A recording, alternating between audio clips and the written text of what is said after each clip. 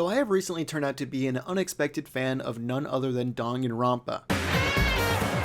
Okay, we're not doing that again. We're talking about Danganronpa 2. The joke doesn't even work anymore. We are talking about Danganronpa 2, and despite thinking I was the person that would absolutely hate the series of Danganronpa, I actually did enjoy the first one, making me enjoy the second one as well, because it was very, very similar in a lot of ways. And there are going to be spoilers, very light spoilers. Actually, no, full spoilers. I'm not going to take the risk. Full spoilers for Danganronpa 2. I don't want to spoil anything, because this game, it's crazy. So let's go ahead and kick things off with Akane, who I believe it's pronounced Akane. I always in my mind I said Akane, but now that I'm looking at it, I think Akane makes more sense. We're gonna put her in A tier. I like this character a whole bunch. I thought she was very entertaining. She was a Asahina type character, and just, you know, very similar kind of portrayal of that type of character. However, just not as, you know, likable as Asahina in my personal opinion. So I just like her decently enough. I'm actually gonna lower her down to B tier. I'm sorry, I know I just started and I'm already changing tiers, but we're gonna do it. Now that I'm thinking about it, I didn't like this character as much as I wish I did, but she did make it to the final 5, so we got to spend a considerable amount of time with this character. However, again, nothing crazy about her that made me absolutely love this character in the way that she would be an S or an A tier. Now moving on to Byakua Togami. Kind of. Obviously, this is the ultimate imposter who was not actually Byakua, and he is just going to be a very solid C tier. Yeah, I actually like the twist that he was the ultimate imposter a whole lot. However, I do wish they actually did more with it. I think they could have went really far with this entire twist and maybe make him die later and he's impersonating other characters throughout the game. Just an idea I'm throwing out there. Maybe that's too much to handle. Maybe that wouldn't work at all. But I definitely think it was kind of a, I don't want to say wasted opportunity, because it did work to kind of play into your expectations that, hey, did Byakua from the first game really die right away? And then no, he actually didn't. So that's pretty good. However, very interesting character in that regard, but we actually didn't see his true personality really come through. I'm going to lower him down to D tier. I don't dislike him. Now we're gonna keep him in C tier. I know I'm very wishy-washy already on this video, but we're gonna focus up because we have Shiaki next, and you can't disappoint Shiaki. She is the absolute S tier character of this game. She is definitely a very important character throughout the game, especially in the game's final couple hours in the very last trial, and she is just an absolute MVP, fantastically written character. And looking back in the game, I am seeing all the situations of her true identity being foreshadowed, as she is not real. This character is an AI program. She is not a genuinely real character. However, that does not stop her from being insanely likable and a very important person. I guess you can kind of consider her an actual person, but I do like this character a whole lot. I thought she was fantastic in the story throughout. Great personality, great character. She's going to be an S tier. Next up though, we have the mobster himself, Hiyoko, the Yakuza guy, and he did have a very fantastic moment with his trial after Pekko died, very turning around his character for sure.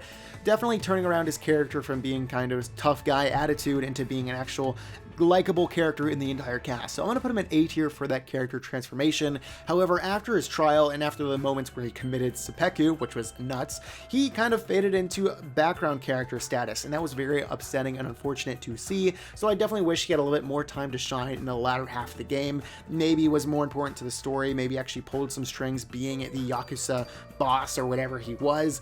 I don't know, I just kind of feel like there was still a little bit of a missed opportunity with him coming in and shining in the latter half of the game. Moving on though, we have Gundam, another S tier character. This guy, I mean, come on, this is one of the most entertainingly written characters that I can think of in recent memory. This guy was so fun. Every dialogue, I just know the writers were having so much fun writing this guy, and it turns out in the end he was actually not really a bad guy. Of course, he did commit a murder, but at the same time, there was a motive behind it that felt a little genuine beyond just personal selfish reasons. So that made him redeemable in the end, and of course I'm so glad his 4 hamsters lived throughout the entire thing.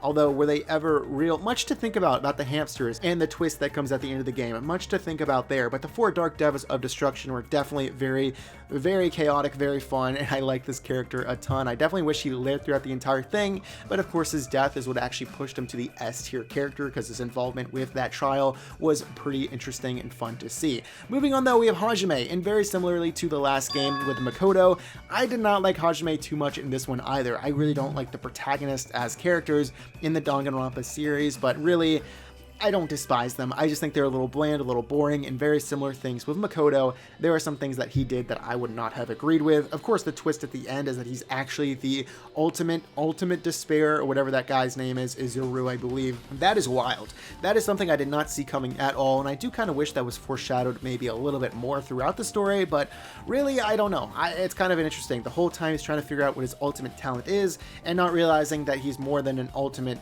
reserve student, and actually a super crazy mass murderer.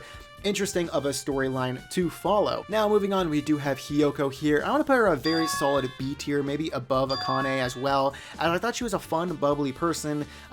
Sometimes, of course, she was very, very rude, reminding me of the original Byakua. Going too far with the things she was saying made me kind of upset about her character. But you actually got to see a genuine side of her unfold, and she was turning out to be an actual, genuinely interesting character right before she was killed, which makes the whole thing even more tragic. So that was very unfortunate to see. But again, at the same time, she was an interesting character leading up into her death. So it's unfortunate, but I did find her character genuinely interesting. Next up, though, we have Ibuki, and I am so sad Ibuki died. I thought she would have been a fantastic Final 5 character to lead into the rest of the game. She had a very loud personality, and I absolutely love that compared to the rest of the cast, the rest of all the past characters of Danganronpa. She was very fun, very funny, and had some great moments throughout her dialogue. So I'm going to put her in the A tier because I liked her a ton. Actually, I'm going to put her above Hiyoko here as well, because I actually do like her a little bit more. Moving on, though, we do have an actual character that lived to see the top 5, Kazuichi, and I'm going to put him in A tier.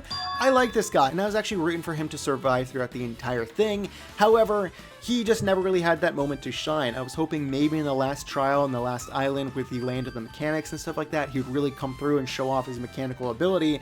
However, all he did was build a budget iPad FaceTime thing, and that was about it. But besides that, I did like this character. I genuinely did think he was a fun character to keep around. Definitely felt like kind of a bro to have with Hajime. He definitely felt like he had the closest bond with Hajime, except for Nagato, of course. We'll get to that. But I am glad this guy lived to see through to the end. Of course, he did go borderline pervy mode at times, of course, with Princess Sonia and stuff like that, but I never really thought he crossed a line too bad to be a weird pervert character unlike someone else in the cast. Moving on, though, we do have Mahiru, who I wish I liked this girl more. I honestly didn't spend a lot of time with her prior to her death. I kind of wish I spent maybe a few free time events with her, because I actually thought she was going to be a way more important character in the story. She ended up dying pretty early on, and I never really got to see her character develop. Of course, for being an ultimate photographer, I thought she was going to be very important throughout the entire story. I honestly also thought there might be a twist with her, because I thought her eyes looked like Junko. I was way off the mark there, absolutely not, so nothing really came out of that, and she just sort of was a bland character to me, not really getting a lot of time to shine. She seemed nice, it seemed like everyone else on the island really liked her, so I feel like I'm missing something here, but again, I kind of wish I did get to see her a little bit more in the game.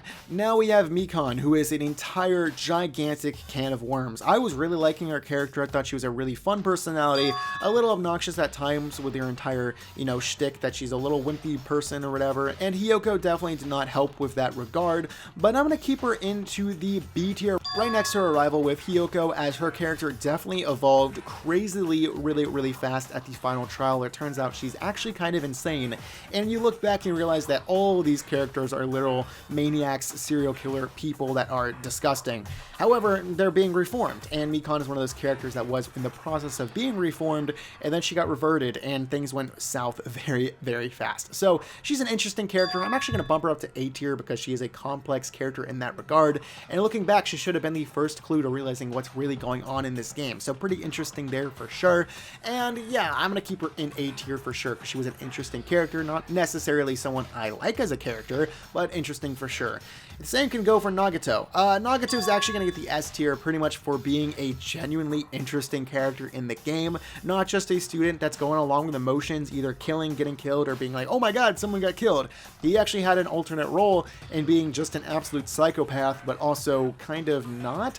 He was very up and down with his motives. Was he a good guy? Was he a bad guy?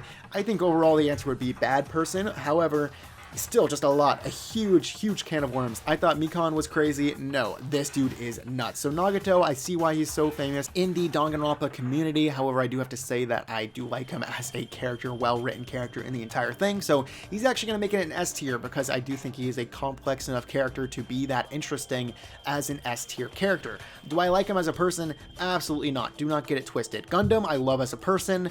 This guy, I do not. So it's kind of weird they share the same tier, but I think you guys get what I'm coming from. Character moments, this guy comes through with an absolute insane moment. You also get to play as him for one part, which is kind of interesting. I don't really know the implications of that. Maybe I'm reading into it too much. I don't know.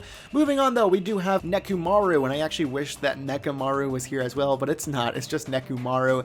This guy's whole mech thing definitely made him more interesting of a character because this guy before was just super bland. Of course, he did have the relationship with Akane here, but nothing really too much came out of that. I'm actually gonna move Akane up one here. Sorry, you kind of didn't have enough time to develop. I wish you had maybe one more trial in you to see you actually become a good person, Hiyoko, but you did not. So moving on to Nekumaru, of course. Yeah, he was a blandish character, then Nekumaru came through to be a genuinely crazy, chaotic character and pretty fun, but he didn't last too long in the mech form, which was really unfortunate. I kind of wish he was around longer, and I did not really expect him to die as that mech form either, because I thought, you know, the thing already happened with him. He's going to be this to the end of the game, but I was wrong, and they actually broke my expectations and ended up killing him, which I was upset about, genuinely. But besides the whole mech thing, yeah, nothing too crazy to bump him into the A or S tier. A very loud, notable personality, but really nothing to make me say, hey, this character is really cool. So he's going to be in B tier for sure. Pekko, however, is a really cool character, and again, I wish he was around longer,